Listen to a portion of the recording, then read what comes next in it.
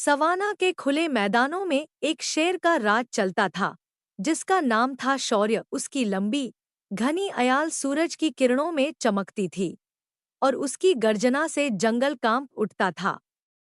शौर्य अपने झुंड का राजा था, लेकिन उसकी आंखों में कुछ खोया खोया सा भाव था। वह जंगल के हर कोने में प्रसिद्ध था, पर उसके दिल में कुछ और था जो उसे चैन नहीं लेने देता था।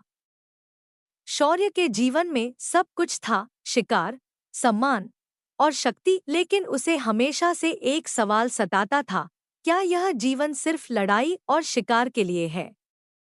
क्या मेरा उद्देश्य केवल दूसरों पर राज करना है?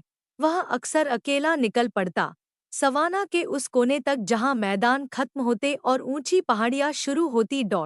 एक दिन जब शौर्य पहाड़ियों की ओर गया, उसने वहां एक बूढ़े हाथी को देखा। वह हाथी अपने झुंड से दूर बैठा था, शांत और स्थिर। शौर्य ने उसे पहले भी कई बार देखा था, लेकिन आज उसे लगा कि वह उससे कुछ सीख सकता है।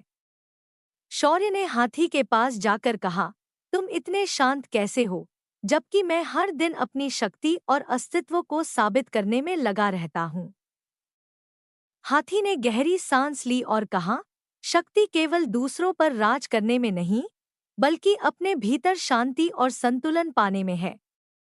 तुम जंगल के राजा हो, लेकिन असली राजा वही होता है जो अपने मन का राजा हो। लड़ाई और शिकार जीवन का एक हिस्सा है, लेकिन जीवन की सच्ची सुंदरता को समझने के लिए तुम्हें अपने मन के शोर को शांत करना होगा।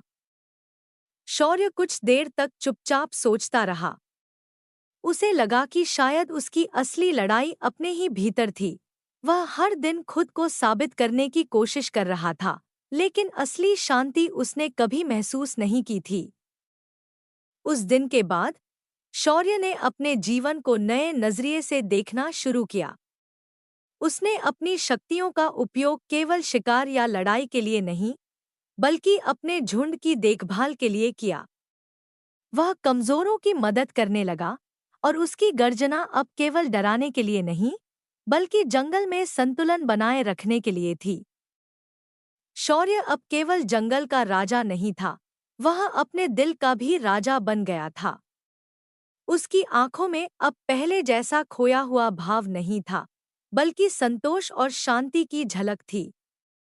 जंगल के अन्य जानवरों ने भी शौर्य में आए इस बदलाव को देखा और उसकी इज्जत पहले से भी ज्यादा करने लगे। शौर्य ने जाना कि असली शौर्य केवल बाहरी दुनिया में नहीं, बल्कि भीतर की दुनिया में संतुलन और शांति पाने में है।